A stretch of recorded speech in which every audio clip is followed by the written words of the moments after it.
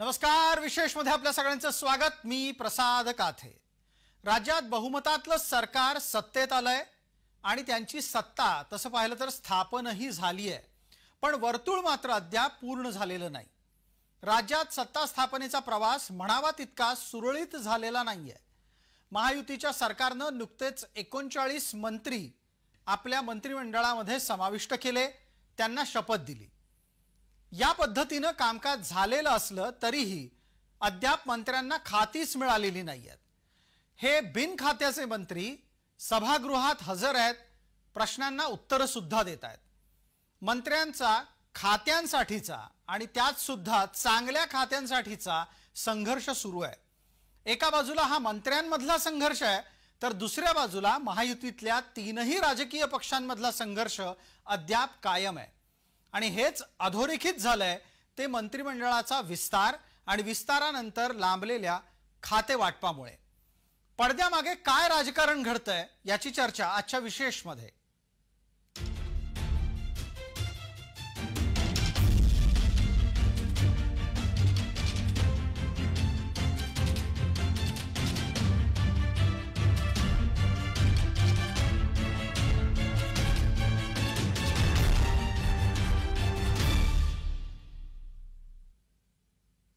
महाराष्ट्रात सत्तेत आलेल्या महायुतीच्या मंत्री परिषदेमध्ये समन्वयी सत्ता वाटप झालंय की नाही ते आधी पाहूयात। या निमित्तानं तुम्हाला मंत्री परिषदेचा कोटा काय आहे ते कळेल। भारतीय जनता पार्टीकडे 21 मंत्रिपदं आलेली आहेत, शिवसेनेकडे 12 तर राष्ट्रवादीकडे 10। पहिल्या टप्प्यामध्ये मुख्यमंत्री आणि 2 उपमुख्यमंत्री मिळून 3 जणांनी शपथ घेतली होती, आता 39 जणांनी शपथ घेतली आहे। यामुळे 39 अधिक 3 म्हणजे 42 मंत्री बनलेले आहेत, तर उरलेलं एक मंत्रिपद अद्याप रिक्त आहे आणि त्याच्या भरोशावर येते काही दिवस किंबहुना पुढचे 5 वर्ष राजकारण होईल असं म्हटलं तर वावगं ठरणार नाही।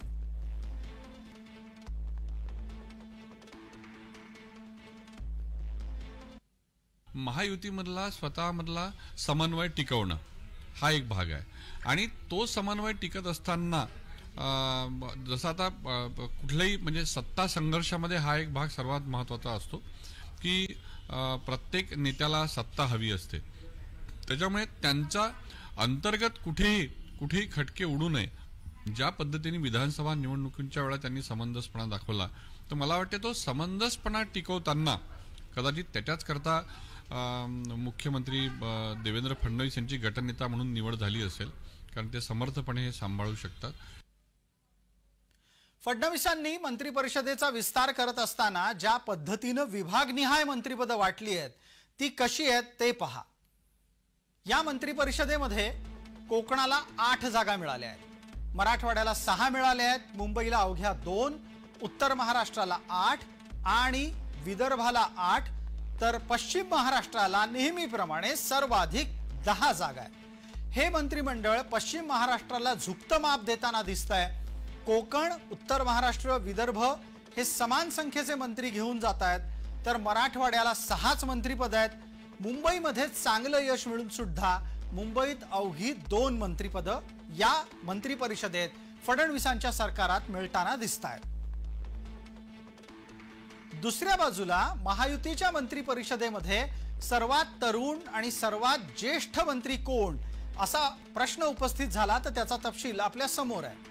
अदिती तटकरे अवघ्या 36 वर्षाच्या आहेत, त्या सर्वात तरुण मंत्री आहेत, तर दुसऱ्या बाजूला सर्वाधिक वय 74 वर्षाचे गणेश नाईक यांचं नोंदवलं गेलंय। हे दोन्हीही कॅबिनेटचे मंत्री आहेत आणि हे दोन्ही कॅबिनेट मंत्री सर्वात कमी वय आणि सर्वाधिक वय या नात्यानं चर्चेत आहे।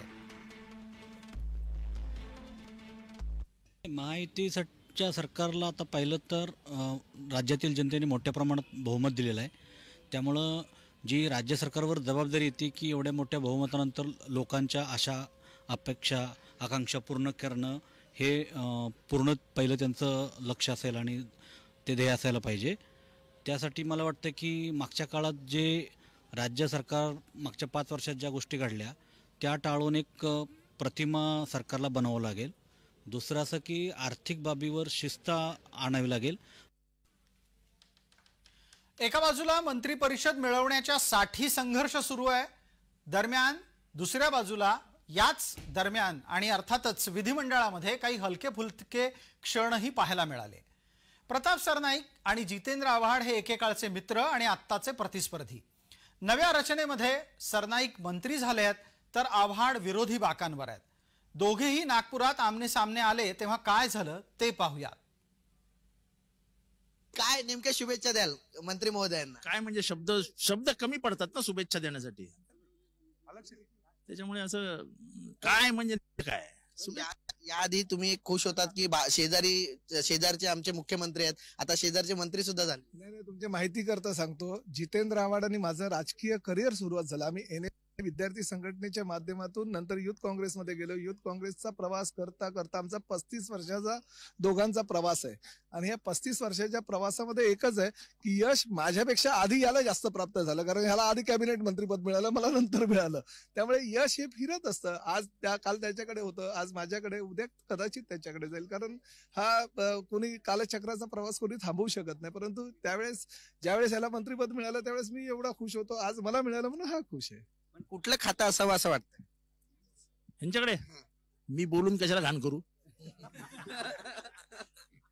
नक्कीच एकंदरीत पाहायचं झालं तर प्रताप सरनाईक आणि जितेंद्र आव्हाड हे 35 वर्षांपासूनचे मित्र आहेत आणि कॅबिनेट मंत्रिपदाची शपथ घेतल्यानंतर जितेंद्र आव्हाड यांनी पहिल्यांदाच प्रताप सरनाईक यांना शुभेच्छा दिलेल्या आहेत। व्हिडिओ जर्नलिस्ट नित्यानंद नाईक सह कुणाल भोईटे, जय महाराष्ट्र न्यूज, नागपूर।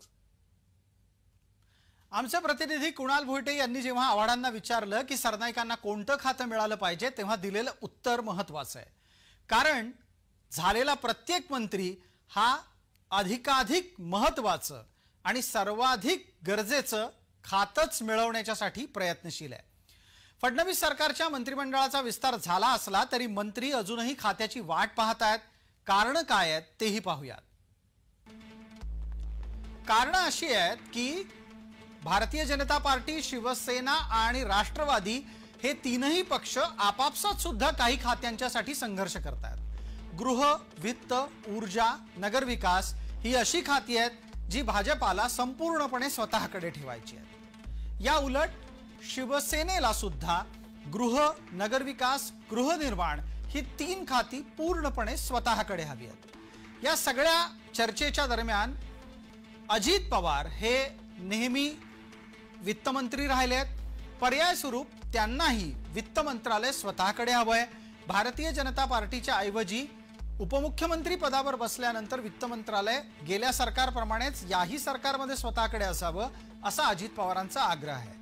वित्त सोबतच ऊर्जा आणि जलसंपदा या 2 महत्त्वाच्या खात्यांवर राष्ट्रवादीचा दावा आहे। थोडक्यात काय तर कमळाच्या साठी म्हणजेच भारतीय जनता पार्टीला गृह, वित्त, ऊर्जा, नगरविकास, शिवसेनेच्या साठी गृह, नगरविकास, गृहनिर्माण, राष्ट्रवादीच्या साठी वित्त, ऊर्जा, जलसंपदा ही खाती महत्त्वाची ठरली आहेत।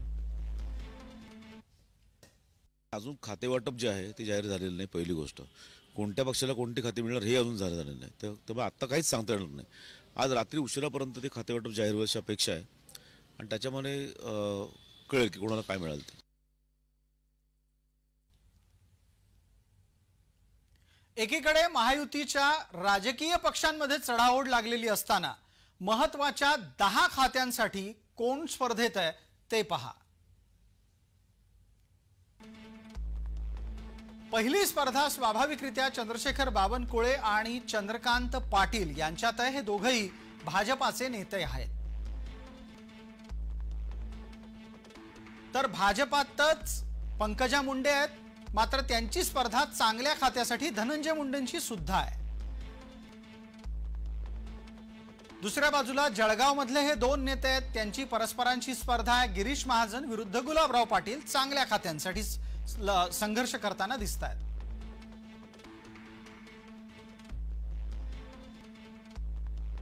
मंगल प्रभात लोढा आणि आशिष शेलार दोघं मुंबईतले मंत्री आहेत, कॅबिनेट पदावर आहेत आणि त्यांना सुद्धा महत्त्वाचं खातं अपेक्षित आहे। भरत गोगावले आणि संजय शिरसाट हे शिवसेनेचे 2 मंत्री आहेत, पहिल्यांदाच मंत्री झालेले आहेत आणि त्यांना सुद्धा मंत्रिपदामध्ये आपल्याला उत्तम खातं मिळावं अशी आशा आहे। शंभूराज देसाई यापूर्वी मंत्री राहिले आहेत. शिवेंद्रराजे भोसले प्रथमच मंत्री झाले आहेत. दोघंही साताऱ्यातले आहेत, सुभेदार घराण्यातले आहेत. त्यांनाही चांगली खाती हवी आहेत. नरहरी झिरवाळ आणि अशोक उईके हे दोघं मागास समाजातले आहेत आणि या दोघांना आपल्याला उत्तम खातं मिळेल अशी अपेक्षा आहे. गणेश नाईक आणि राधाकृष्ण विखे ही मातब्बर राजकारणी आहेत. यापूर्वी विविध राजकीय पक्षांमध्ये होते. काँग्रेस, राष्ट्रवादी असा यांचा प्रवास वेगवेगळ्या टप्प्यावर पाहिला आहे.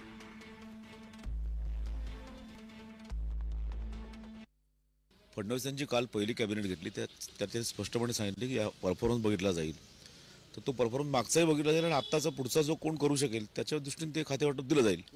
मला वाटत नाही ज्येष्ठता वगैरे अशी बघतो. आता असं आहे की बावनकुळे आलेले आहेत, तर बावनकुळेचा 4था नंबर आहे याच्यामध्ये. एकूण त्या हिरार्कीमध्ये बावनकुळे 4था नंबर राहतील.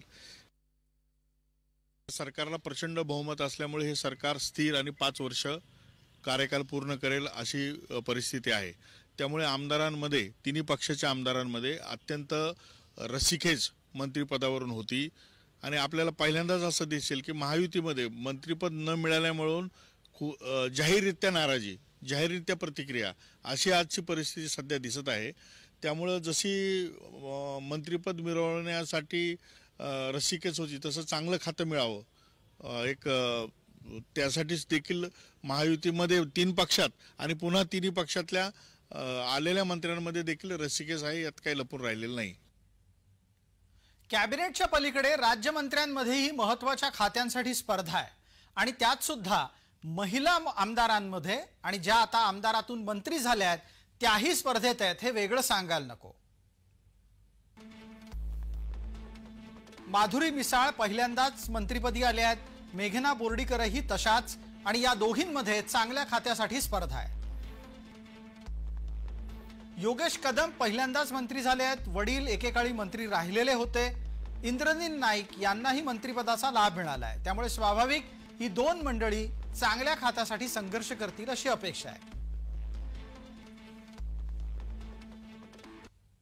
मुळात कुठल्या पक्षाला कुठली खाती हेच अजून ठरलेलं नाही त्यांचं, किंवा जाहीर झालेलं नाही. ठरलेलं आहे पण जाहीर झालेलं नाही निदान. तर ते आत्ता याच्यावर चर्चा करणं हेच मुळात असताना ठरलं असं मला वाटतं. याच्यामध्ये आता काही सांगता येत नाही याच्यावर काय करता येईल. ग्रामविकास खातं आहे, सार्वजनिक आरोग्य खातं आहे, जे पब्लिक रिलेटेड आणि मोठी खाती आहेत. त्याबाबत देखील स्पर्धा असेल. सोबतच या मंत्रिमंडळामध्ये 5 महिला आमदारांचा समावेश झालेला आहे. त्यामुळे एक लाडकी बहीण पाता, महिला व बाल विकास खातं आहे. अशा खात्यांसाठी त्या महिला आमदारांमध्ये देखील स्पर्धा राहील असं वाटतं. विशेषच्या या भागामध्ये तूर्तास इतकंच. आपण पाहत रहा फक्त जय महाराष्ट्र.